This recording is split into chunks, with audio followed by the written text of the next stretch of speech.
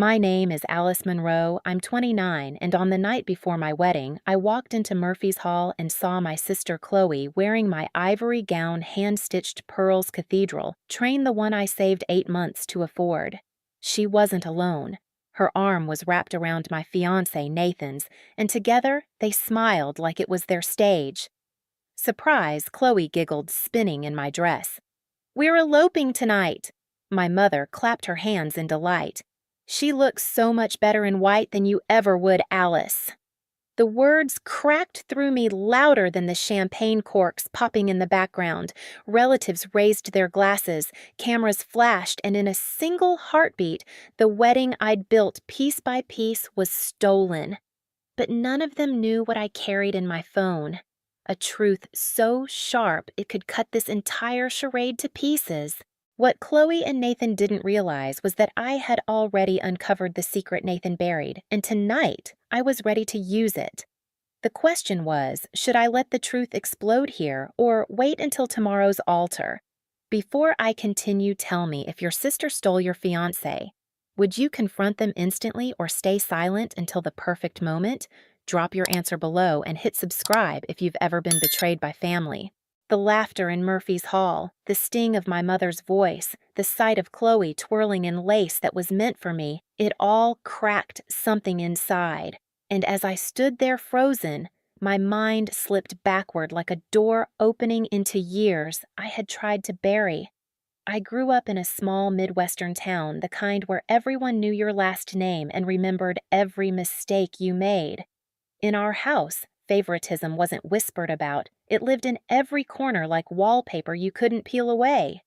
Chloe, 2 years younger, was always the radiant one, the child with golden curls and a laugh that drew people like moths to flame. I was practical Alice, the dependable one. I remember Christmas morning when I was 8. I had carefully wrapped a drawing I'd made for Mom, a picture of our family under the oak tree in the backyard. Chloe unwrapped a dollhouse with working lights, a gift from Mom and Dad. Mom squealed, lifting her camera to capture Chloe's joy. My drawing. It slid to the side table without a glance, its edges curling by the fire's warmth. I told myself it didn't matter. That being the reliable one had its own kind of dignity. But still the paper cut deeper than I let anyone see. By high school, the roles were carved into stone. Chloe was the homecoming queen candidate, glowing in sequins, escorted by a line of boys eager to bask in her shine. I worked 2 part-time jobs, one at the library shelving books until my fingers were raw, another at Romano's Diner refilling coffee cups for tired truckers so I could save for college applications. Dad would pat my shoulder now, and then his way of saying he noticed. But Mom. Her eyes always followed Chloe. There was one night I'll never forget. Senior awards banquet at the gym strung with white fairy lights. I was honored for academic excellence called to the stage to accept a certificate. The applause was polite scattered. I searched the crowd for Mom's proud face, but she was turned toward Chloe, who was whispering with her friends about an upcoming party. Later that night, when I brought the certificate home and placed it on the mantel, Mom sighed. "Don't clutter the living room, Alice. Put it in your room."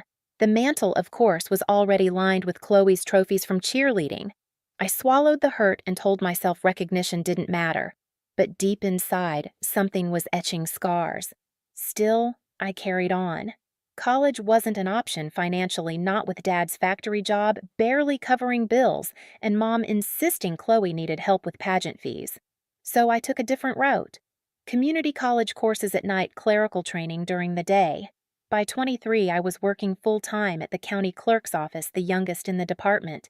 I found solace in order forms, completed neatly records filed properly. Numbers and documents didn't play favorites. They didn't roll their eyes or tell me I was too practical to be pretty. It was in that routine life that Nathan Hale appeared. He was different from the men I'd grown up around. Polished, charming, with that easy smile that could convince anyone he belonged wherever he was. He came into the clerk's office one afternoon to process paperwork for a new business venture, as he called it. His confidence filled the room. While others might have been intimidated, I was curious. He lingered at my desk longer than necessary, cracking jokes, asking about the town. When he asked if I'd like coffee sometime, my first instinct was disbelief. Men like Nathan noticed Chloe, not me. But he did. At least it seemed that way. Our first date was simple, an old bookstore cafe tucked on Main Street. He ordered chamomile tea. I had my usual black coffee. We talked for hours about childhood dreams, about books we loved, about how he wanted to build something meaningful with his consulting work. For once, I felt seen. He wasn't just glancing past me toward someone brighter. His eyes were locked on mine, green and intent, like I was the only person in the world. I remember walking home that night, the autumn leaves crunching under my boots, my heart lighter than it had been in years. I thought maybe finally I'd found someone who saw beyond Chloe's shadow, but shadows are long, and Chloe always knew how to step back into the spotlight. I didn't realize then how much those early years, those dismissals, those invisible cuts were shaping the woman I'd become, the patience I would show, the red flags I would ignore, and I didn't know that the same patterns of favoritism would come back in a far crueler form just when I thought I'd finally built something of my own. The memory of that first autumn with Nathan is burned into me. He had a way of making ordinary moments shimmer, walking me home with his jacket draped over my shoulders, leaving little notes tucked into my mailbox at work, remembering details like the brand of pens I preferred. I told myself this was what love looked like: attentiveness, consistency, a steady hand in a world that had so often dismissed me. 6 months into dating, Nathan proposed. It was by Lake Harmon, the same place where we'd shared our first kiss. The water shimmered with the late summer sun, and when he slipped the ring onto my finger, I felt something unshakable settle in me. A promise that maybe I wasn't destined to be second choice forever. Mom's reaction should have been joy. But when I called to tell her, there was a pause on the line, followed by her saying, "Nathan's handsome, but don't get your hopes too high, Alice. Men like him usually want someone with sparkle." She didn't need to say the name. Sparkle meant Chloe.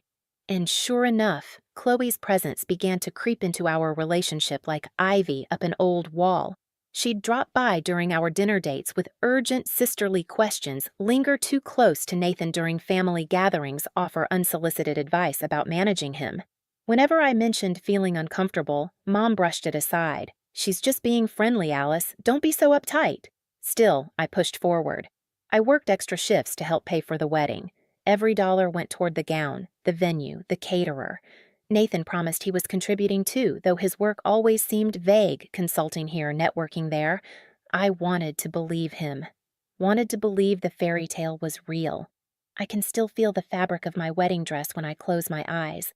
Ivory silk, hand-sewn pearl buttons, a cathedral train I'd chosen because it reminded me of Grace Kelly's photos. I'd visited the seamstress 3 times, perfecting the lace overlay until it felt like it was made for me. It was more than just fabric. It was proof that for once I was allowed to take up space to be the one celebrated. But even in those moments of joy, Chloe lingered. At a family dinner 2 months before the wedding, she raised her glass and said with a smirk, "Alice, you better watch out. Nathan has such great taste. Don't let him realize he picked the wrong Monroe sister." Laughter bubbled around the table. Mom chuckled, shaking her head. "Oh, Chloe, don't tease." But she didn't scold her either. She never did. I forced a smile, but inside the words carved a familiar wound. The same wound I'd carried since childhood, the reminder that no matter what I achieved, Chloe's shadow stretched further. Looking back, I see all the signs. Nathan's vague answers about his work trips, the way his phone always buzzed late at night and how he'd step outside to answer, the nervous flicker in his eyes when I asked about his past. But love made me blind. Or maybe desperation did. Desperation to believe I was finally chosen. I told myself everything was fine, that love required trust, that I was building something lasting. But as I stood in Murphy's hall watching Chloe twirl in my dress, Nathan pale beside her, I understood. The past wasn't just repeating. It was escalating. The favoritism, the betrayal, the invisible scars, they had all been leading to this night. And I was no longer the quiet girl who swallowed the pain. This time I carried proof.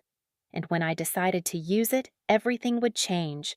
The first crack appeared not in Murphy's Hall, but 3 weeks earlier on an ordinary Tuesday morning at the county clerk's office.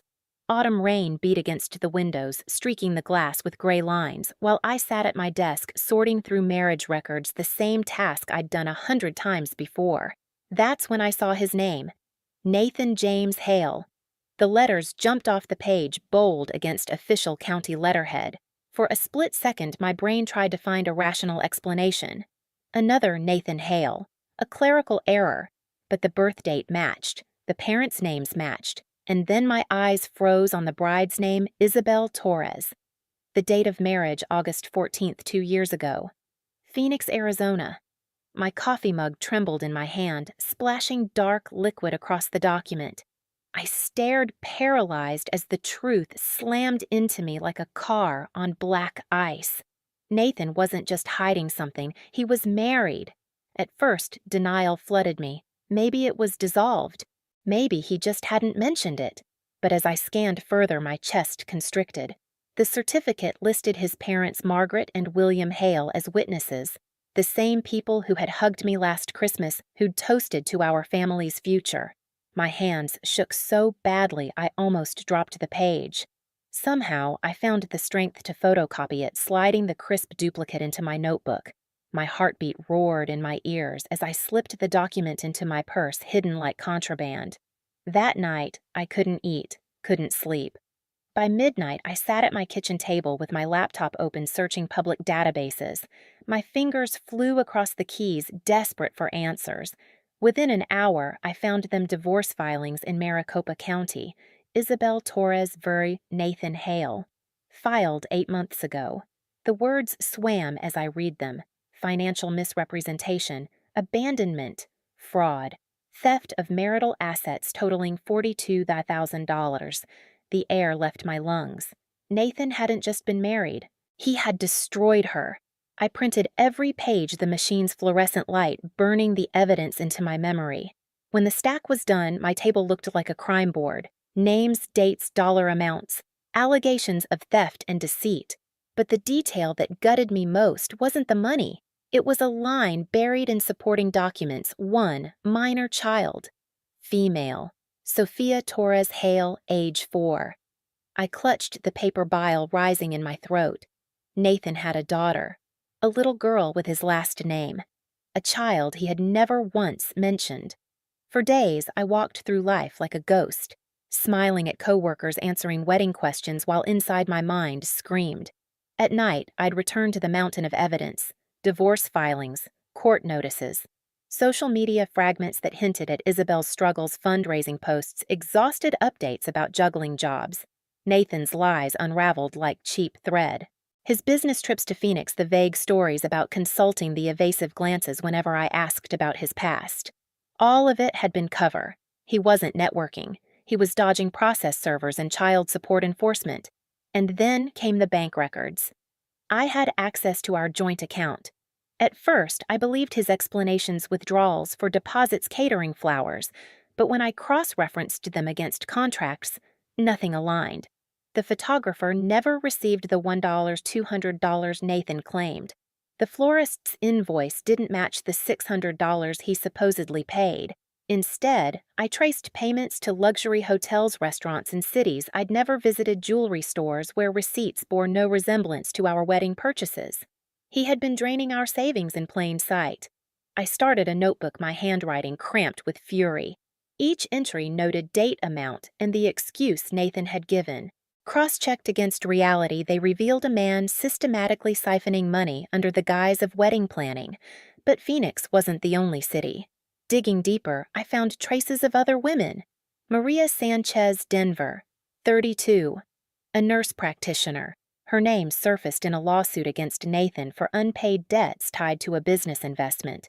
She'd inherited money from her grandfather, $25,000 that vanished into Nathan's hands. Then came Rebecca Lynn in Portland, a physical therapist. She'd co-signed credit cards with him. Debt collectors were still chasing her for nearly $18,000. Each discovery left me trembling, my chest tight with rage and disbelief. Nathan wasn't just a liar. He was a predator, a man who built false identities to worm into women's lives, drain their resources, and vanish. I plastered my dining room walls with timelines, names, dollar amounts, copies of every document I could print. My modest apartment became an evidence archive, a detective's office. When I sat at the table, papers spread like wings. I felt two versions of myself battling the clerk who craved order and the betrayed woman who wanted revenge. Night after night, I debated confront him now or wait.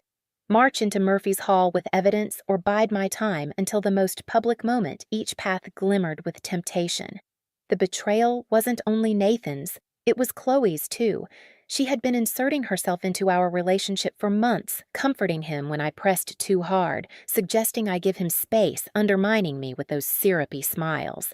I couldn't prove when she crossed the line into his arms, but I knew enough. Still, it wasn't Chloe I wanted to destroy. Not yet. It was Nathan. One detail haunted me most. Sophia, the little girl in Phoenix with his green eyes. Every time I looked at my wedding dress hanging in its protective bag, I thought of her. While I scraped together money for lace overlays, Sophia's mother was working 2 jobs to cover inhalers for a child abandoned by the man now promising me forever. That's when I made my choice. I wouldn't run. I wouldn't cancel, quietly slink away in humiliation. No, I would gather every piece of evidence, every document, every record, and when the moment was right, I would detonate it in front of everyone. Nathan thought he was the con artist, the puppeteer pulling strings, but he didn't know I worked with records for a living, that I'd spent my career catching mistakes, exposing frauds, noticing the details others missed. I was about to turn those skills against him. What I didn't realize then was how much deeper the web ran, how many victims, how many secrets. Each discovery pushed me further from heartbreak and closer to fury. And when the night came to reveal it, the hall would witness more than a ruined wedding. They would see a reckoning. The more evidence I gathered, the more dangerous my silence became. It felt like carrying a live grenade in my purse, its pin already pulled. Every morning when I buttoned my blouse for work at the clerk's office, I reminded myself, not yet, Alice. Wait for the right moment. I could have confronted Nathan the night I first found his marriage certificate. I could have hurled the papers in his face, demanded answers, screamed until my throat tore. But what then? He'd lie, twist the truth, make me doubt my own eyes. No, if I wanted justice, real, undeniable justice, I needed witnesses. I needed my family, his family, every person who had believed his polished smile. So I waited. And while I waited, I built my case. My dining table turned into a battlefield. Manila folders piled high, each one labeled in thick black ink, Isabel Maria Rebecca Bank Records Child Support. I taped timelines to my wall arrows, connecting names and dates, creating a web that revealed Nathan's true pattern. Each evening, I sharpened the picture like a photographer adjusting focus. At night, when the apartment grew too quiet, I practiced what I might say. In the bathroom mirror, I rehearsed lines until I could deliver them steady, not trembling. My voice had to cut like glass. But I wasn't alone in this. I confided in Aunt Linda one Sunday afternoon. We sat at her kitchen table, sunlight slanting across a plate of blueberry muffins she'd baked. Aunt Linda had always been the quiet observer in our family, the one who noticed, even if she didn't always intervene. When I slid the documents toward her, her brow furrowed as she read. "Lord, have mercy," she whispered, flipping through the pages. "Alice, this is criminal." Her validation steadied me. For weeks, I'd worried I was exaggerating, spiraling into paranoia. But Aunt Linda looked me square in the eyes and said, "You're not crazy. He's a predator. And Chloe, well, she's walking straight into his trap." I swallowed hard. "Do I warn her?" Aunt Linda sighed, folding her hands.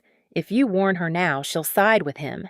You know she will? She'll think you're jealous trying to sabotage her happiness.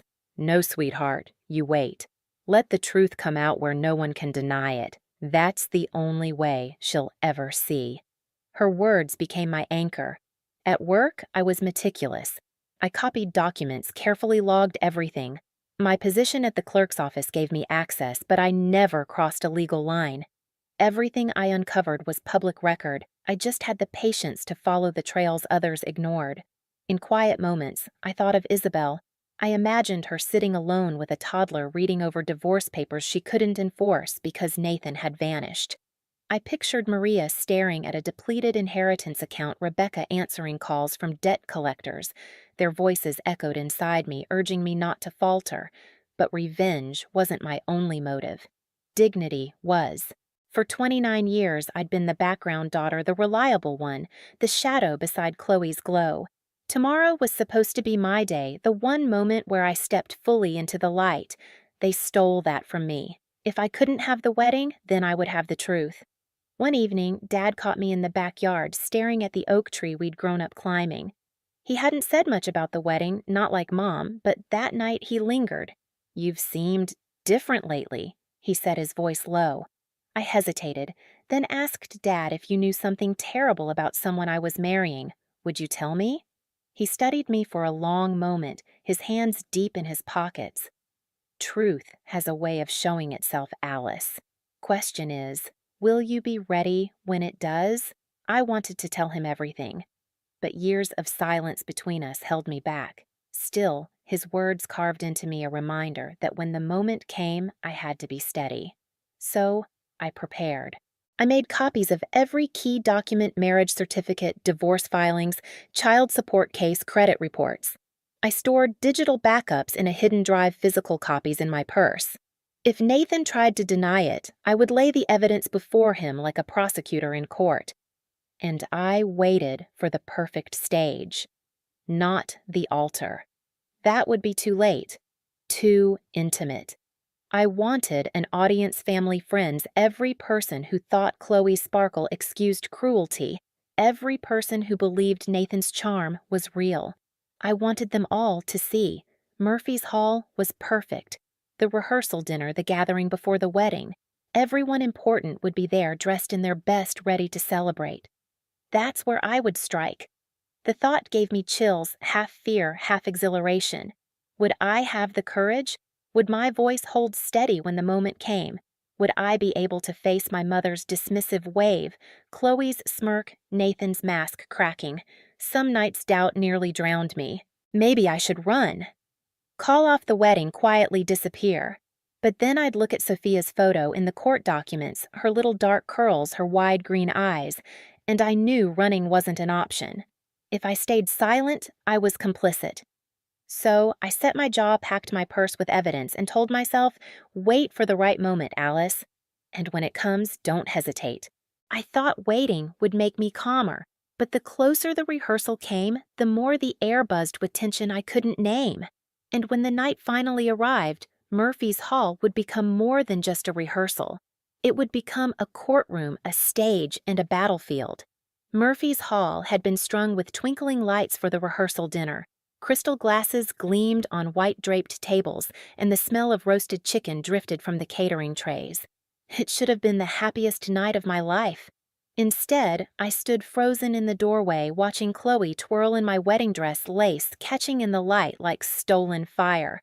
Surprised, she sang, her arm hooked through Nathan's. Around them, relatives gasped, then applauded. My mother clapped like she'd been waiting years for this moment. "Alice, don't pout," she said, voice dripping with dismissal. "Chloe looks radiant. You should be happy for her." The blood pounded in my ears. Happy. Watching my sister draped in the gown I'd sacrificed for clutching the man I'd thought was mine. I stepped forward, my heels sharp against the hardwood floor. "What did you just say?" My voice cracked, smaller than I intended. Nathan shifted uncomfortably, sweat already beading at his hairline. Chloe just smirked, twirling once more. Nathan realized he belongs with me. "Isn't it romantic? We're eloping tonight." The hall erupted in cheers. Aunt Linda's smile faltered, but most faces gleamed with excitement swept into Chloe's theater.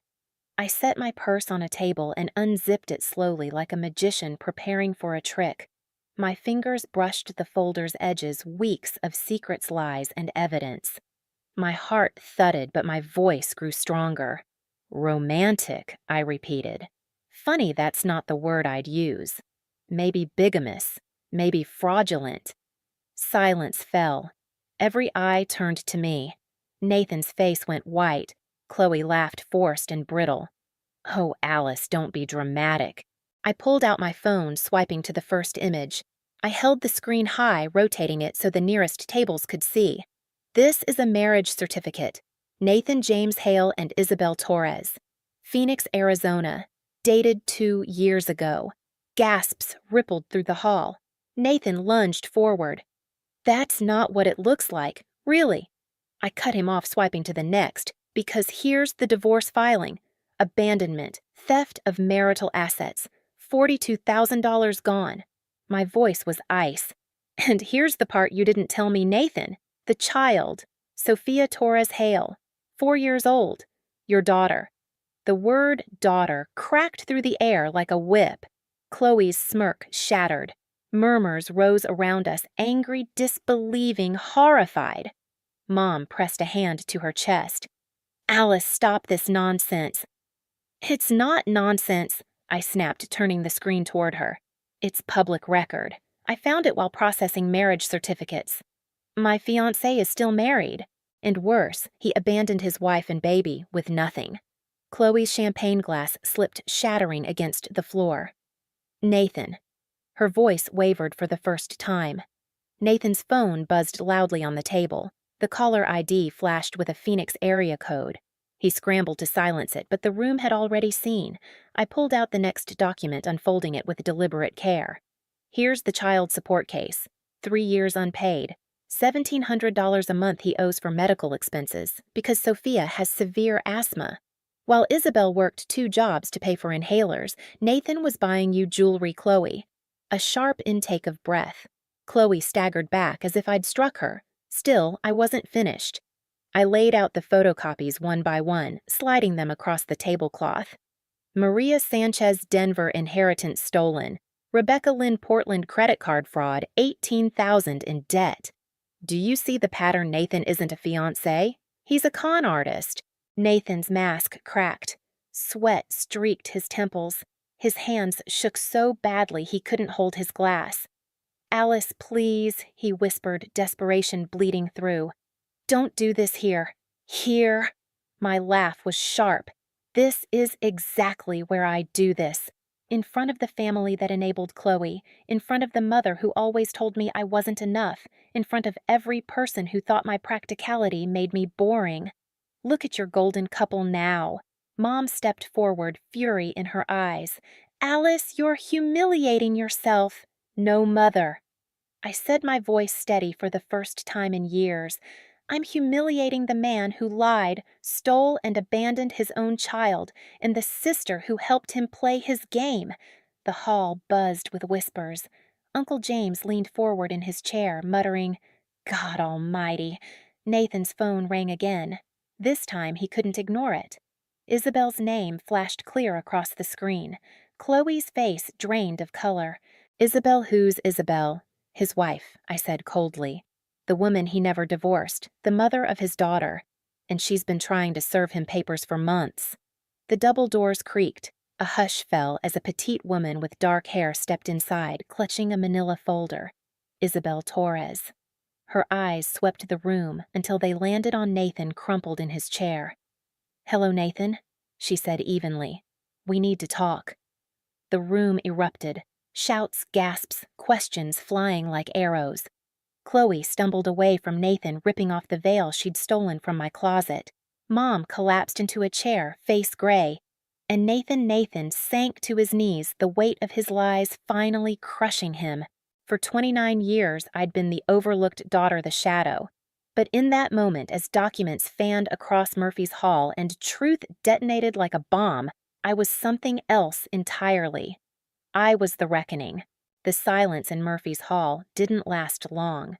Within minutes of Isabel's calm declaration, the sound of sirens flashed through the tall windows. Red and blue lights painted the polished floors, pulsing like a heartbeat no one could ignore. 2 officers stepped through the doors, their voices steady. Official Nathan James Hale. You're under arrest for failure to pay court-ordered child support abandonment and suspected fraud across multiple states. Gasps rippled again.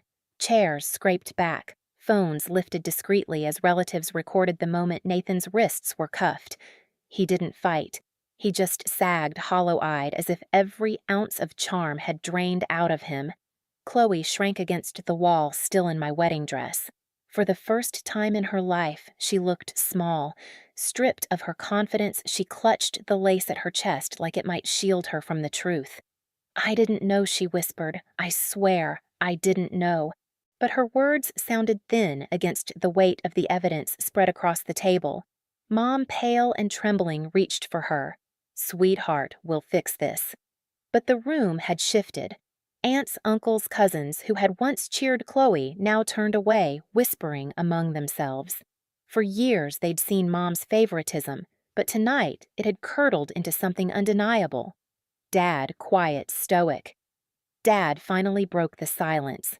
"Enough, Patricia. No more excuses."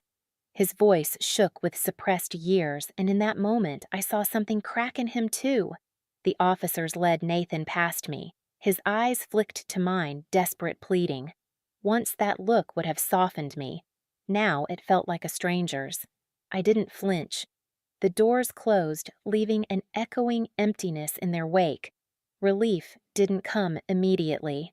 Instead, a hollow ache settled in my chest. I had exposed him, yes, but what was left, a shredded wedding, a family cracked open, years of scars ripped raw in front of everyone. Cousin Megan squeezed my arm gently. "You were brave," she murmured. Her voice carried no judgment, only truth. Still, I couldn't shake the question gnawing at me. Was this justice or just another wound carved deeper? Isabel approached quietly, her folder tucked under her arm. "You saved more women tonight than you realize," she said. Her eyes glistened, but her voice was firm. "He can't run anymore." I nodded, but when she left, a cold weight lingered. Because exposing Nathan hadn't just destroyed him, it had shattered illusions I'd clung to my whole life. That maybe love, if I worked hard enough, could finally make me the chosen one. Instead, I stood alone in Murphy's hall, my dress still hanging in its bag untouched. They thought they had humiliated me, reduced me to ashes. But what they didn't realize was that ashes can burn hotter than fire. And this wasn't the end, it was the beginning of something I hadn't even named yet. The next morning, I stood on my porch as dawn spread pale light across the street. For the first time in months, my chest felt open, unshackled. There would be no wedding bells, no photographs to frame, but there was something better, freedom. I'd survived betrayal, humiliation, and the truth of a family that had never chosen me. Yet somehow I was still here, stronger, sharper, no longer waiting for approval. My story wasn't over. It was just beginning. If you've ever felt like the outsider in your own family, or had someone steal what was meant for this you are not powerless. And if this story gripped you, hit subscribe and share your thoughts below. What would you have done in my place?